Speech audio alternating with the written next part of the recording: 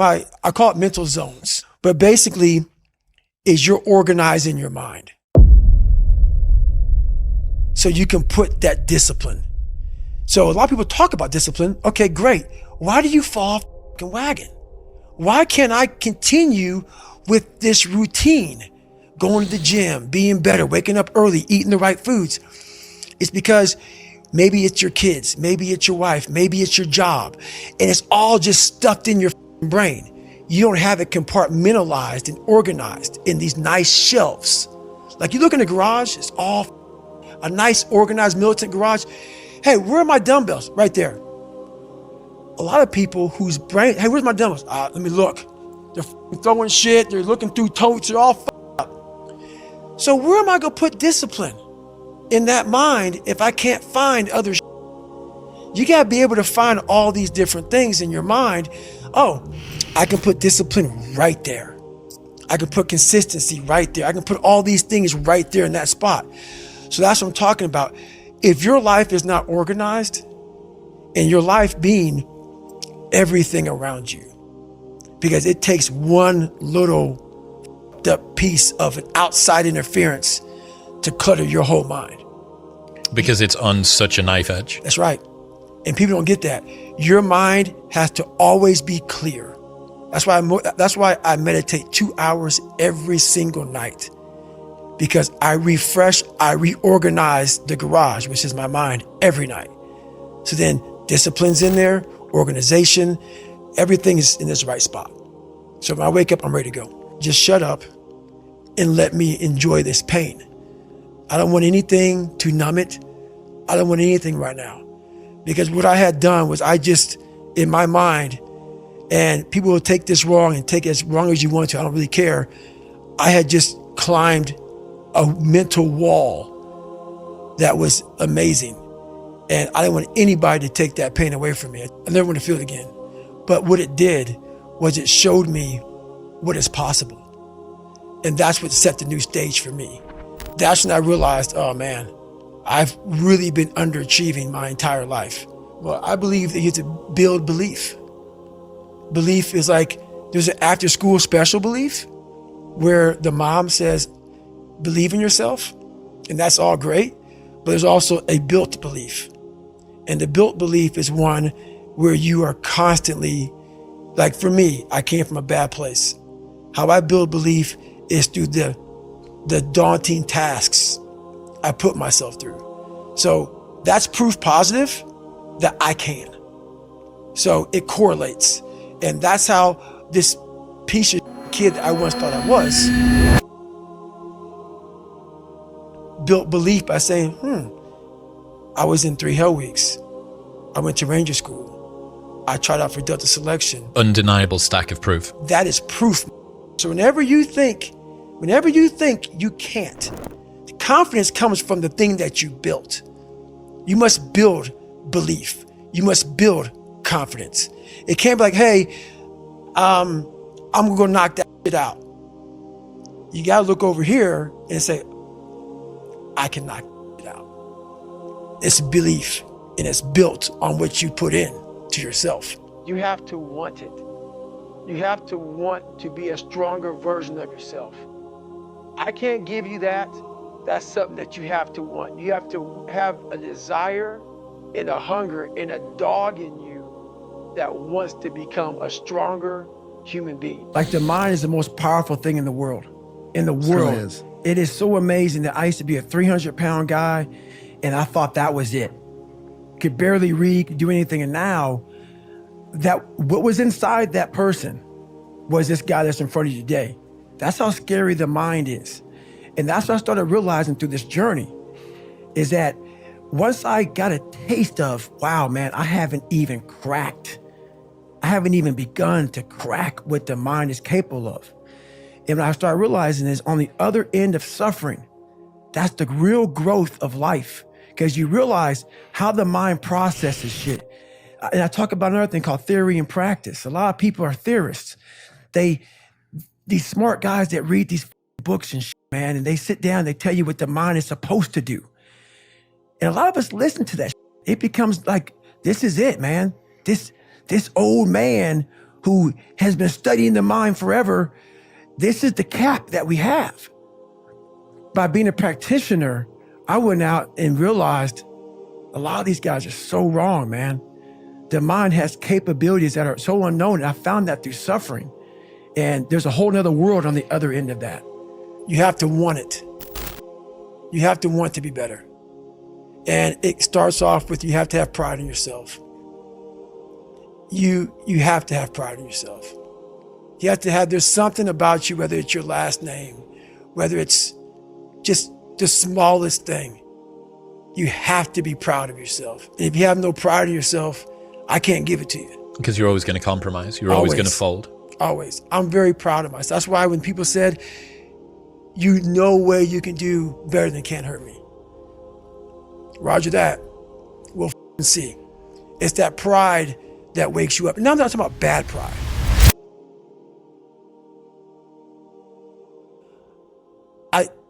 The attention to detail for the human being I want to do. I call this thing, like, I want to be the standard. I want to be that guy. Like, every place I went in the military, there was this ethos about how this place is, how we're going to live, how we're going to represent ourselves. And I walked around and I saw that most people didn't live up to that ethos. The human mind is the most amazing thing ever. That's insane. Because when I grew up, my mom worked 3 jobs, and all I wanted to do, and she got her damn near murdered. And it took her down a dark hole. And I saw this. That helped me grow up to say, all I want to do is retire my mother when I get older. That's all I wanted to do.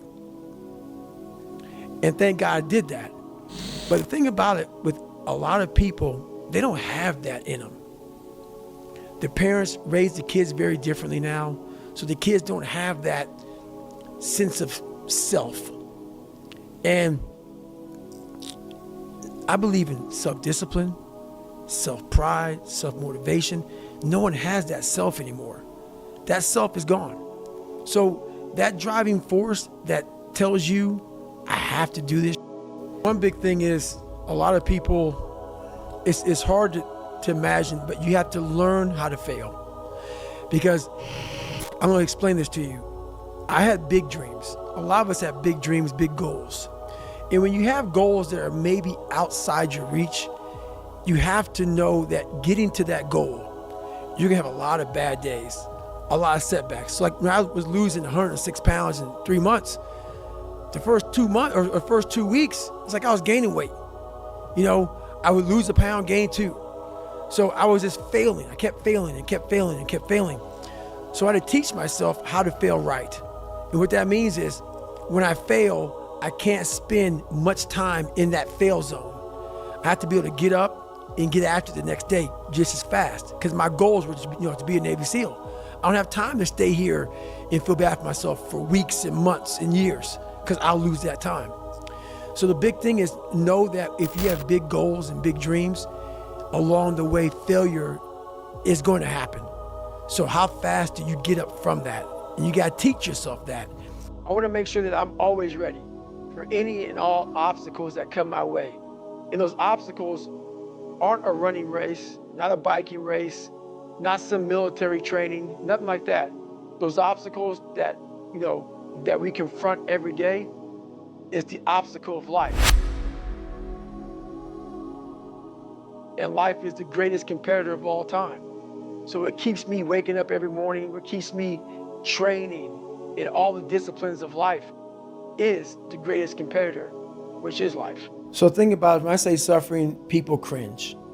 People, that's the one word, whenever I post about it, people cringe. It's not about suffering and how people may look at suffering.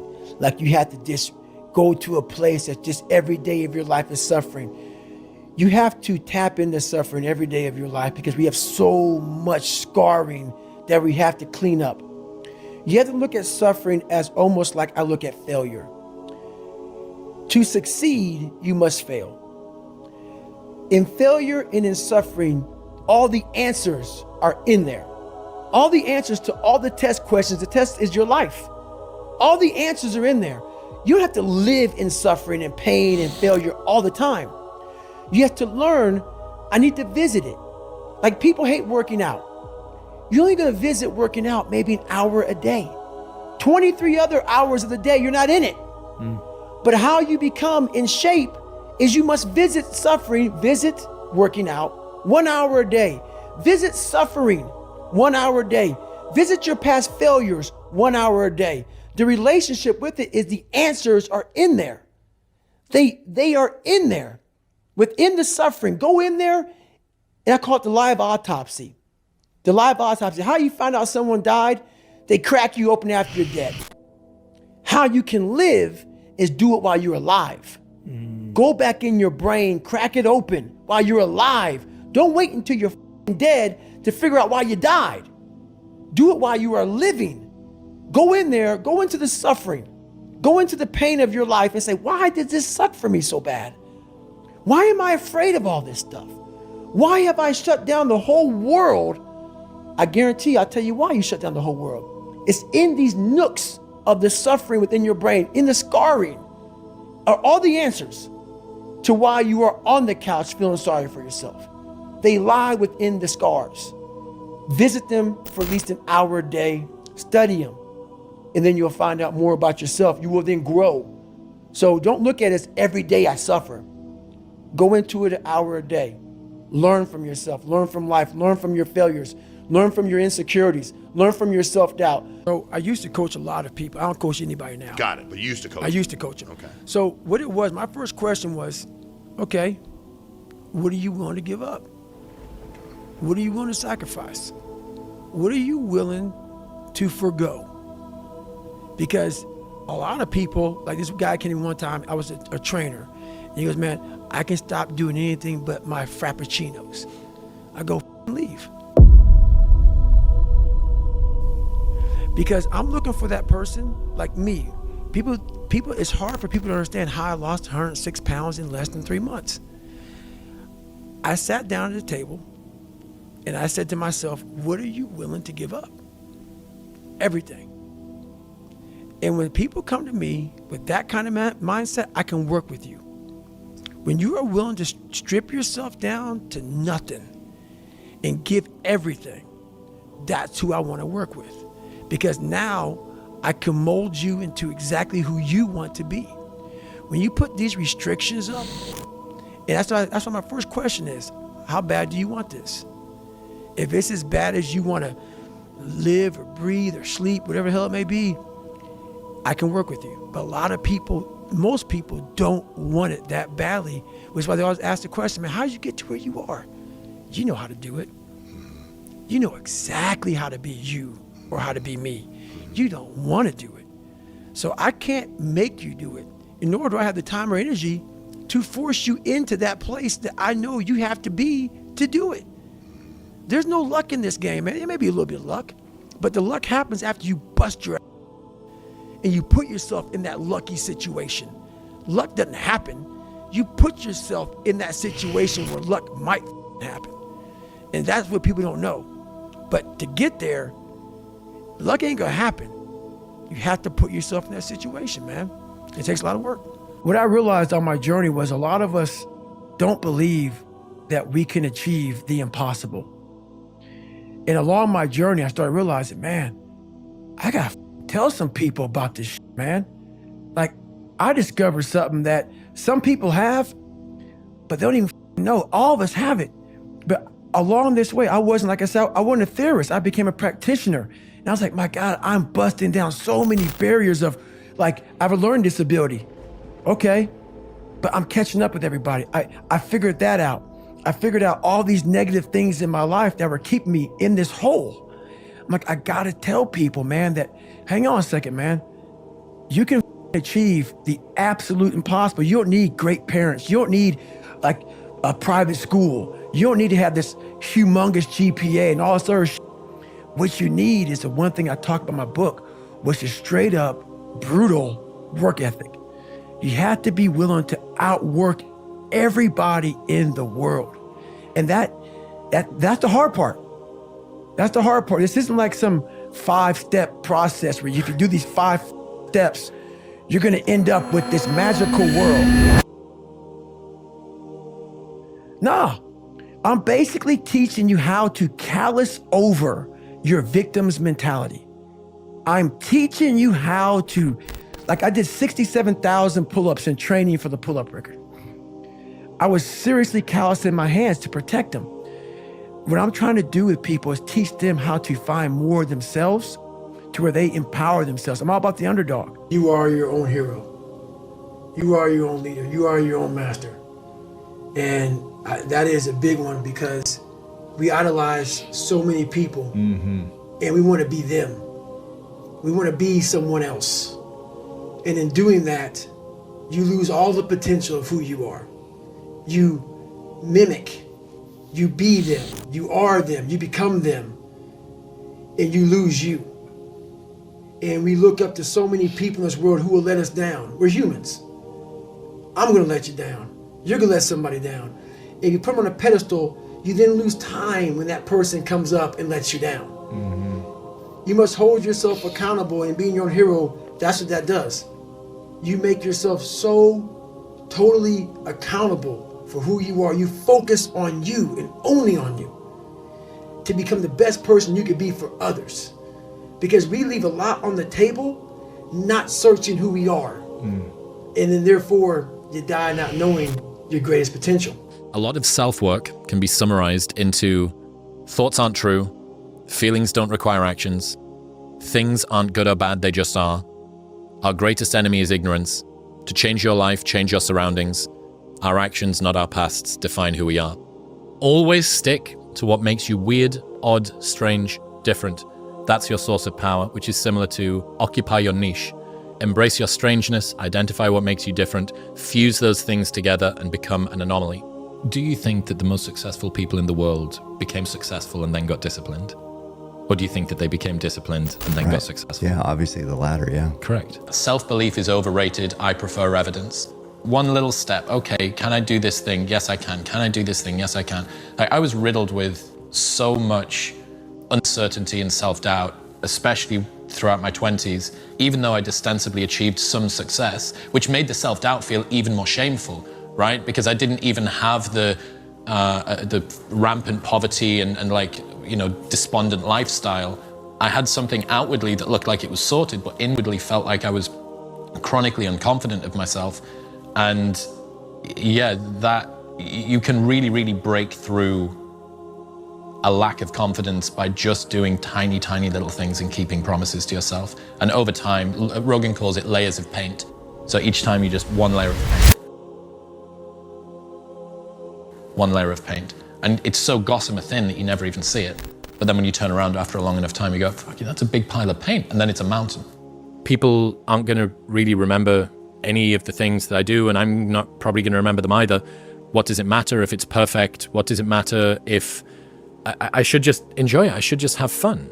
The learning comes from the edges is so great because you think, well, I want things to be smooth. I don't want to face these challenges. I don't want to be in this difficulty. I wish that I didn't have this problem. I wish that this stress wasn't here. You go, okay, looking back, did any of the development that you care about come from a period where you didn't have problems exactly the same as this, completely akin to whatever it is that you're going through? You go, well, you know, it was the most rapid change that I actually had in my life. And in retrospect, I'm really, really glad for the way that I alchemized this problem into something that was beautiful. You go, okay, so is there any of that energy that you can take from the past and bring to the present and say, I know that I'm going through it, and I know that it sucks, and I know that trying to be pithy and reframing the present moment that is total arse into, oh, well, you know, in the future I'll be great. Like, yes, that sucked, but just that tiny little bit of insight that this challenge that you're going through is a gift to your future self.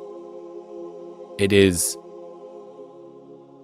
something that in future you will look back on with so much pride and glory, this odd sort of very normal version of glory. You didn't win a battle, you didn't complete a war, you didn't, you know, conquer some new land, but you conquered a part of yourself. You conquered a challenge that may have ended you in one form or another. It may have buried you, or buried somebody else, buried a past version of you that wouldn't have been able to deal with it. And if your negativity that you're thinking about now doesn't matter in 3 months' time. You can't recall it. Why waste the moments that you've got, this sort of precious life, this brief sliver of existence in between two eternities of nothing? And problems are a feature of life, not a bug. They are just going to continue coming. You're not going to have a perfectly smooth ocean where nothing gets in your way. And it would be boring if you did. And despite the fact that you have these things in front of you and that the challenges may even increase in size, your capacity to deal with them is going to increase in kind. And anti-fragility is alive and well. So, yeah. From Peter Thiel, competition is for losers. When people compete, someone loses. So go where you're the only one. Do what only you can. Run a race with yourself.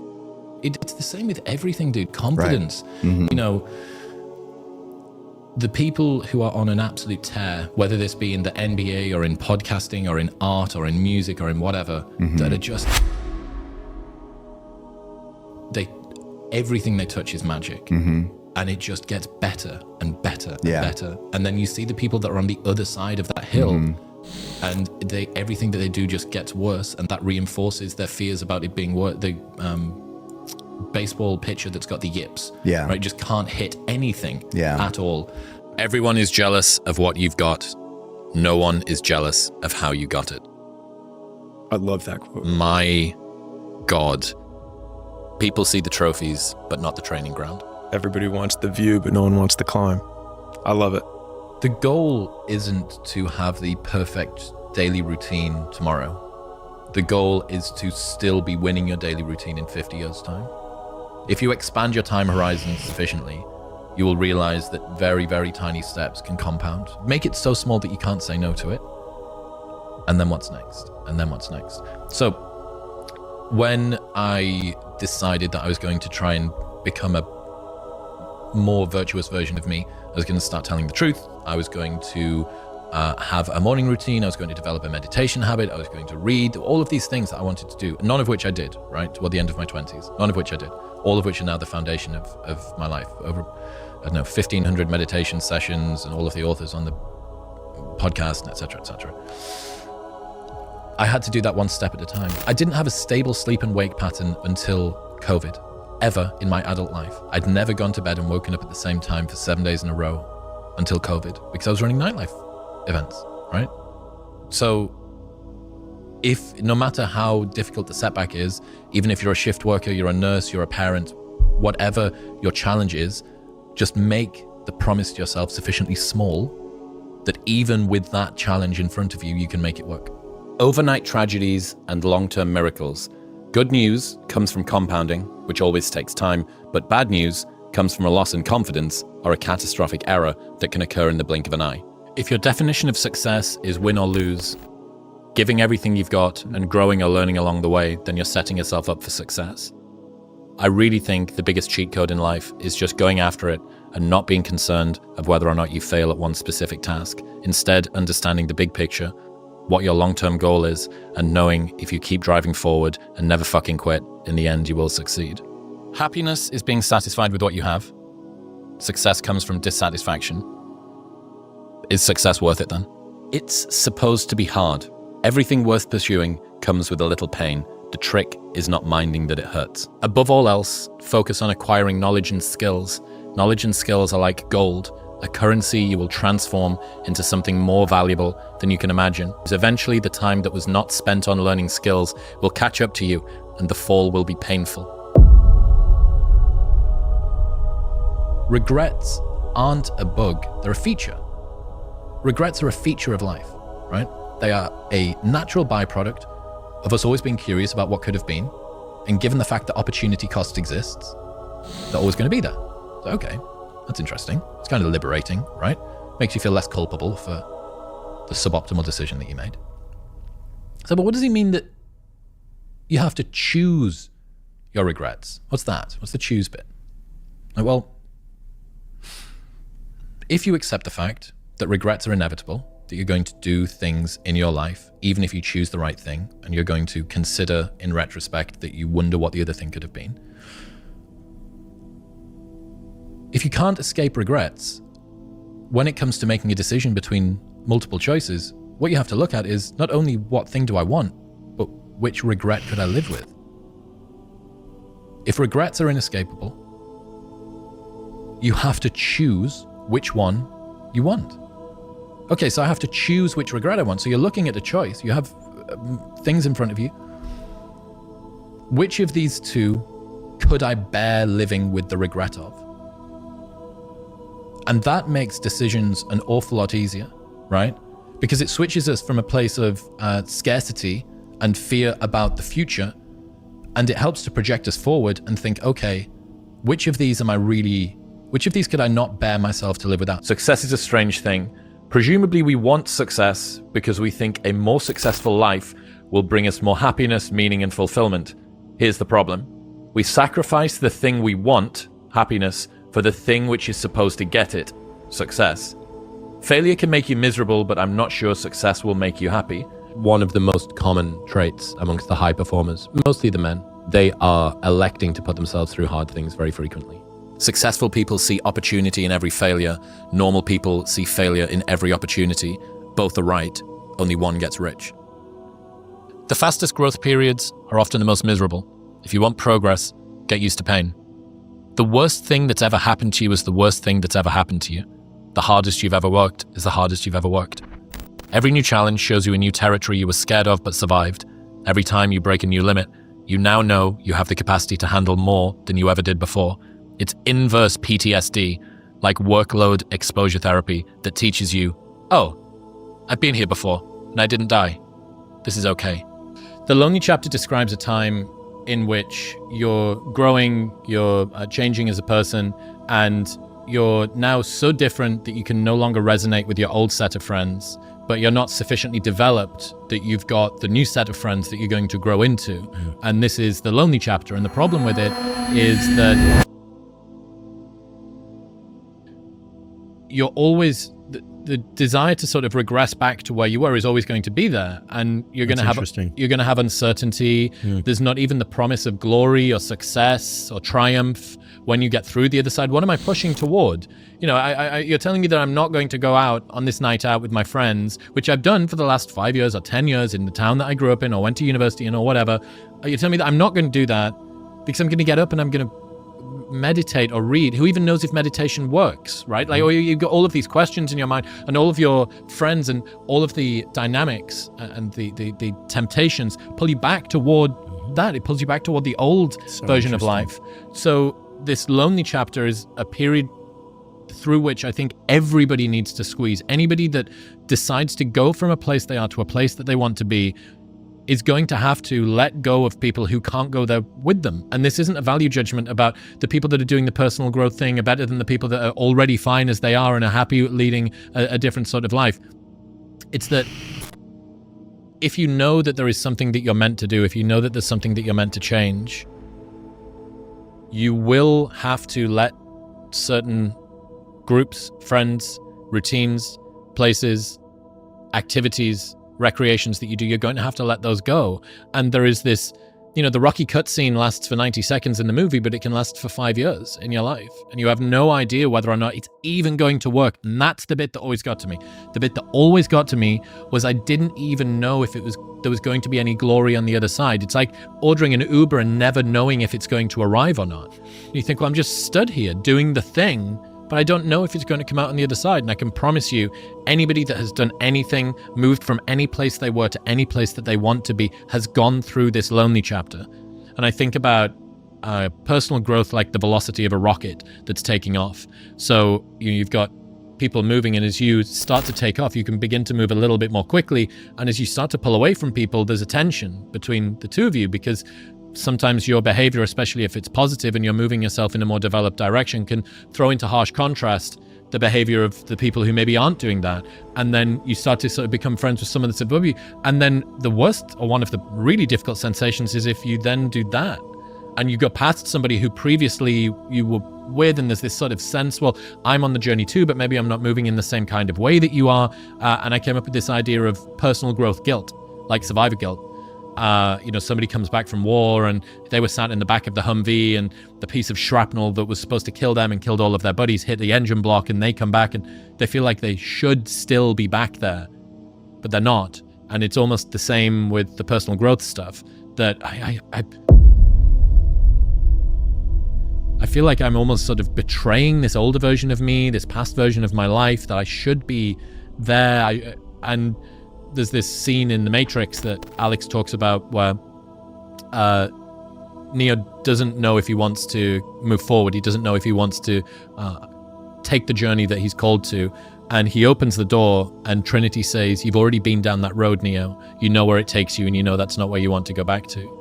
And I think about that. I think about that a lot, that lonely chapter. We don't rise to the standards we have when others are watching.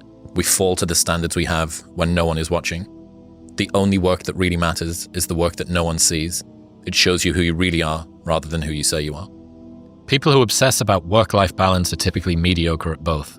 Obsessed people apply their obsession to everything and just call it life. You are your own worst enemy. You waste precious time dreaming of the future instead of engaging in the present. Since nothing seems urgent to you, you're only half involved in what you do.